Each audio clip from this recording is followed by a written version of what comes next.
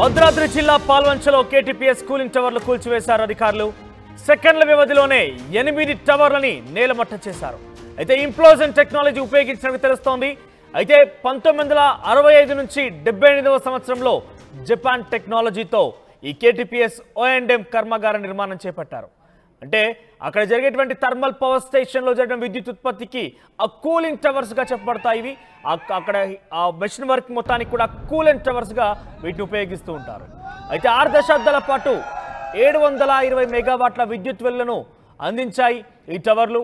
అయితే Kothagudem thermal power plant O&M కర్మాగారం సమయం ముగిసింది. కాల పరిమితి ముగియడంతో 2019 డిసెంబర్లోనే O&M ప్లాంట్ని మూసివేశారు అధికారులు. ప్రస్తుత రాష్ట్ర ప్రభుత్వం ప్లాంట్ కూల్చివేసే స్థలాన్ని సద్వినియోగం చేయాలని ఆలోచన చేస్తోంది. ప్రభుత్వం కేటీపీఎస్ కూలింగ్ టవర్లు నేలమట్టమవడంతో కాలగర్భంలో కలిసిపోయాయి కేటీపీఎస్ O&M కర్మాగారం. సో దీనికి సంబంధించి తాజా సమాచారం ప్రతినిధి ఉదయ్ అందిస్తారు.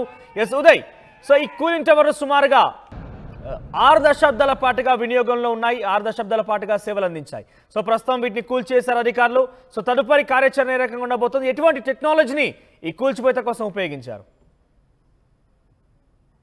ఎస్ మనోజ్, 6 దశాబ్దాల పాటు దేశానికి విద్యుత్ వెలుగులు నింపినటువంటి భద్రాద్రి జిల్లా పాల్వంచలో నిర్మితమైనటువంటి కేటీపీఎస్ O&M ప్లాంట్ పూర్తిగా మూసివేతకైతే గురైంది. 2019లోని ఈ ప్లాంట్ సమయకాలం పూర్తిగా చెల్లిపోవడంతో ఈ ప్లాంట్ ను ఇప్పటికే తొలగించేందుకు రాష్ట్ర ప్రభుత్వం నిర్ణయం తీసుకుంది. నిజానికి ఆగస్టు 31వ తేదీనే అటు O&M ప్లాంట్ యొక్క కూలింగ్ టవర్లు కూల్చివేయాల్సి ఉంది. కానీ అసెంబ్లీ సమావేశం నేపథ్యంలో ఇది వాయిదా పడుతూ వస్తుంది. ఎట్టకేలకు ఈ రోజు ఉదయం 8 గంటల నుంచి 10 గంటల సమయంలోనే దాదాపు ప్లాంట్ కు సంబంధించినటువంటి 8 కూలింగ్ టవర్లు కూడా కూల్చివేశారు. దాదాపు 115 మీటర్ల ఎత్తులో జపాన్ టెక్నాలజీతో O&M ప్లాంట్ ని 1965-78 దశకంలో అయితే నిర్మించారు. దాదాపు 1,000 కోట్ల రూపాయల వ్యయంతో ఈ ప్లాంట్ నిర్వహణ కొనసాగుతూ వచ్చింది. కానీ ప్లాంట్ పూర్తిగా కాలం చెల్లిపోవడంతో ఈ ప్లాంట్ ను తొలగించాలని చెప్పి గతంలో కేంద్ర ప్రభుత్వం కూడా నిర్ణయం తీసుకుంది. అందులో భాగంగానే రాష్ట్ర ప్రభుత్వం ఈ ప్లాంట్ కూల్చివేతకు నిర్ణయం తీసుకుంది. ఆ తర్వాత 7వ దశ ప్లాంట్ నిర్మాణం ద్వారా విద్యుత్ ఉత్పత్తికి ప్రస్తుతం కేటీపీఎస్ లో చర్యలు కొనసాగుతూనే ఉన్నాయి. ప్రస్తుతం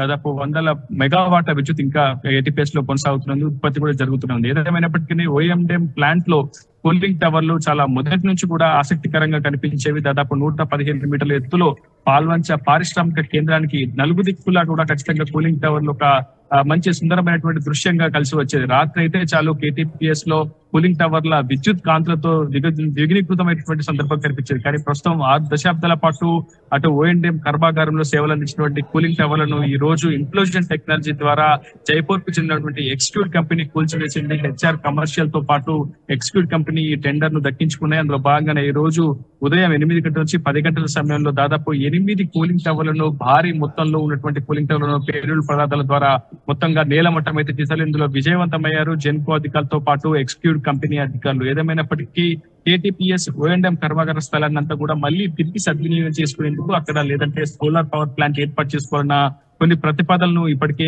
జెన్కో యాజమాన్యం ప్రభుత్వం దృష్టికి తీసుకొచ్చింది. ఈ స్థలాన్ని ఏ విధంగా సద్వినియోగం చేసుకోవాలన్న అంశంపై ఇంకా రాష్ట్ర ప్రభుత్వం నుంచి ఒక క్లారిటీ రావాల్సి ఉంది. మనోజ్, ప్రస్తుతం ఎంత విద్యుత్ ఉత్పత్తి కొనసాగుతుంది అక్కడ? ఈ టవర్లు ఎంత ఉత్పత్తి చేసేవి? సో దీనికి ఆల్టర్నేట్ గా ఇంకేదైనా ఆప్షన్స్ ఉన్నాయా? ప్రభుత్వం ఏ రకంగా ఆలోచన చేస్తోంది?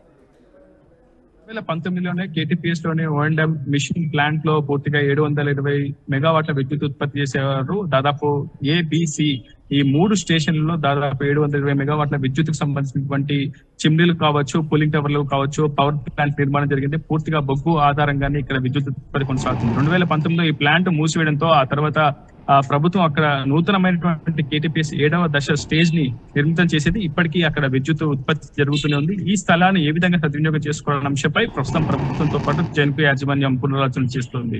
మనోజ్, రైట్ ఉదయ్.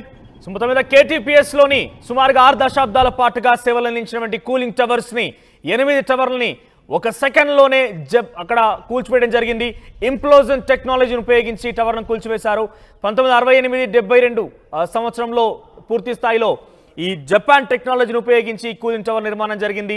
6 దశాబ్దాల పాటుగా 720 మెగావాట్ల విద్యుత్ ఉత్పత్తి కోసం సేవలు అందించినటువంటి టవర్స్ ని కూల్చివేశారు. పూర్తి స్థాయిలో ఈరోజు కూల్చివేతతో ఇక కేటీపీఎస్ O&M కర్మాగారం కాలగర్భంలో కలిసిపోయింది.